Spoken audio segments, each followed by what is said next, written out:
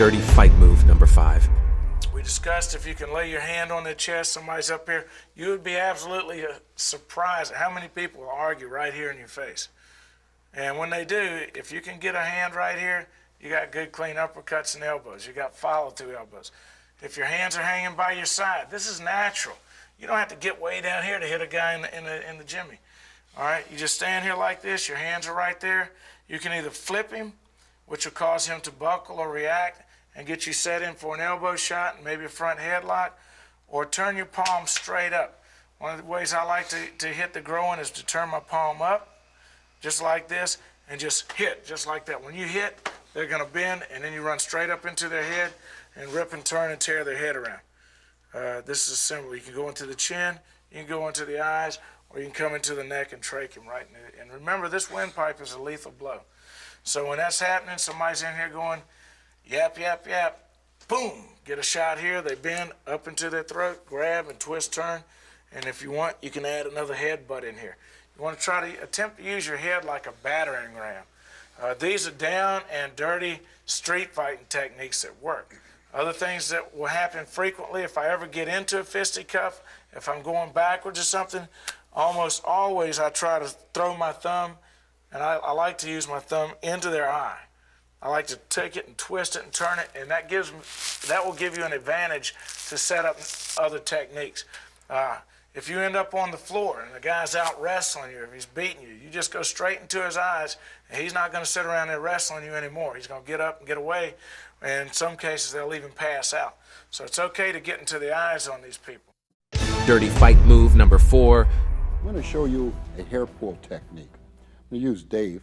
What I'm going to do is show that if an individual has hair, and especially if you're from the rear or to the side of him, you'd be able to take him down. Keep it in mind. Now, if he has long hair, you're going to have to get your hand out of there, and so you're not taken to the ground. It's going to look like this. Okay, I'm going to do this one more time. I'm going to do it real slow, and you see what it is I'm trying to accomplish here. As you approach, you want to stand to the side of the individual, not behind them.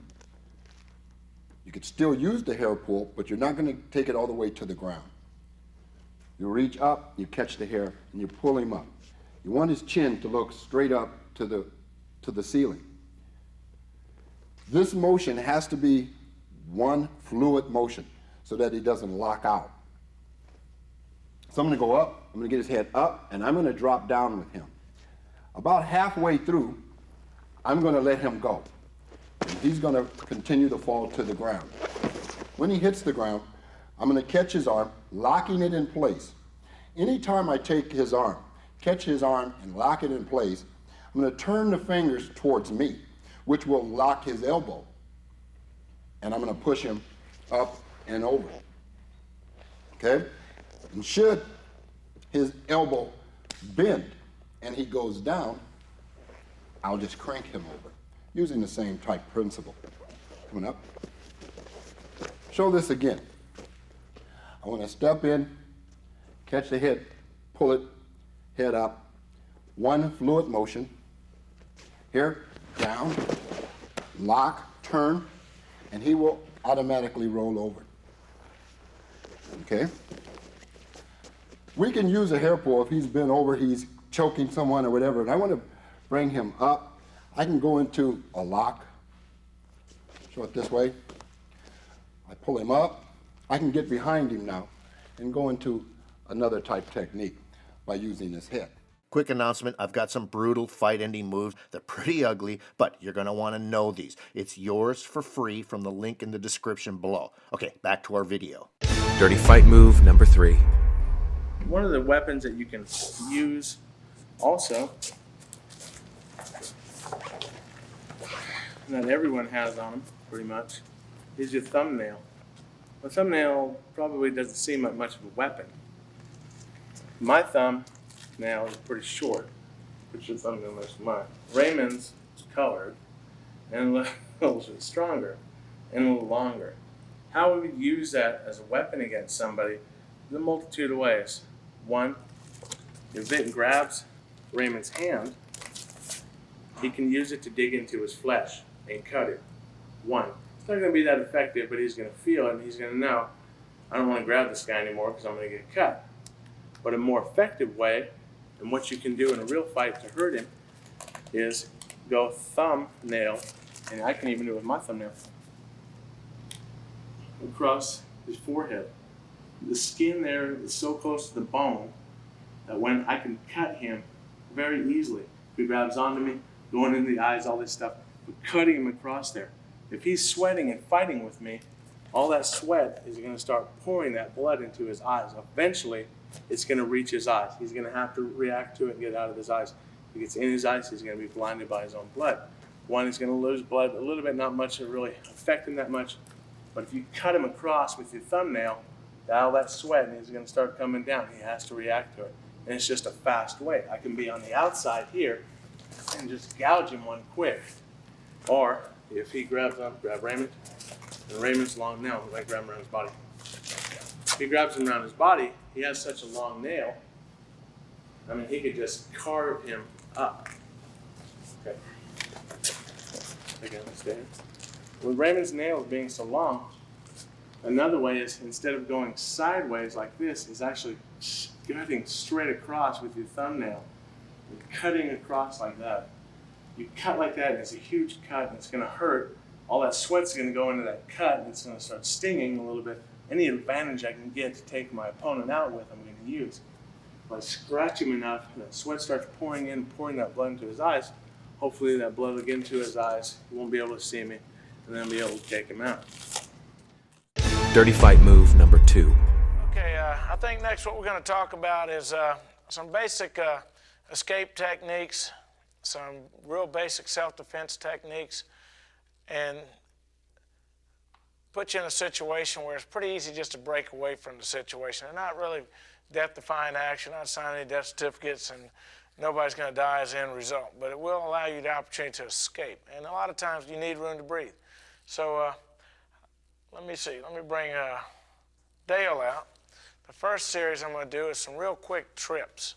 This is just been in a few situations in my life where I've actually had to just block off a person's foot and push them and trip them.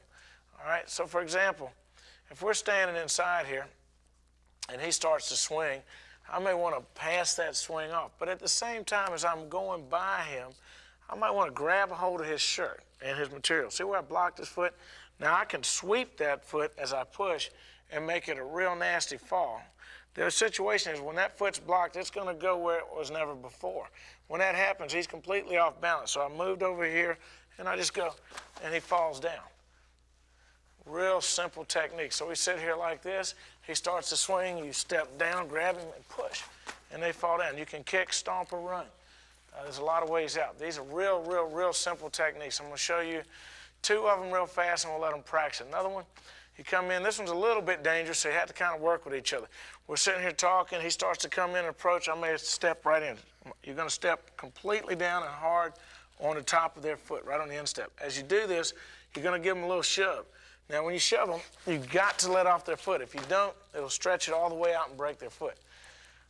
Real simple, but it'll get you out. So we're in here like this. He swings. I step down here like that and trip him, push him. You got room to maneuver. Okay? Second scenario, we're sitting in here like this. He comes in, step right on top of that foot and push. And then let off that foot before he hits the ground. Otherwise, you're going to break his foot. Remember to click on the link in the description to get access to those free lethal fight-ending video lessons before it's too late. Dirty fight move number 1. Sandman. This is one of my favorites. In today's modern world, we've turned to chemicals. Pepper spray, chemical spray.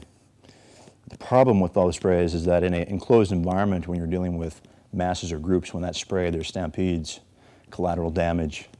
An old bouncer secret is something as simple as what we call the sandman. It's a baggie of sand.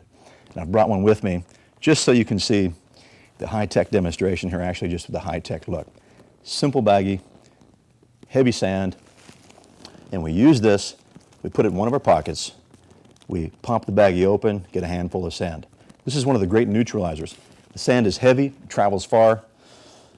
We can block with one hand, spread sand to the eyes or in the mouth. It dissipates across the floor, can't be found, it's hard to trace, figure out what's been used. Doesn't usually harm anybody else near you unless they're looking right at you. Large men, violent men, hostile situations, we simply break the sandbag open, toss it in their eyes, begin our counterattack. It's a great way to also ruin a great drink. If someone's got a nice thick drink, pour a little sand in there, get a gritty mouth, it's a great way to get somebody maybe to leave the area. But we really use it as a self-defense mechanism to throw into the eyes. One of the worst things to have in the eyes is sand. And again, less collateral damage, and one of those great insider trade secrets. Check out our site right now and I'll give you 20% off. Just get to the description link below, click on it, and it'll take you directly to our site. And I'll automatically apply the 20% discount at the checkout. Just hurry though. That special link and this steep discount are only good for the next 24 hours. Thanks for watching our video lessons here at TRS Direct. Hit the like button down below and consider subscribing to our channel here on YouTube. Hit the bell icon and we'll send you a notification when there's a new lesson available. Thanks again for watching.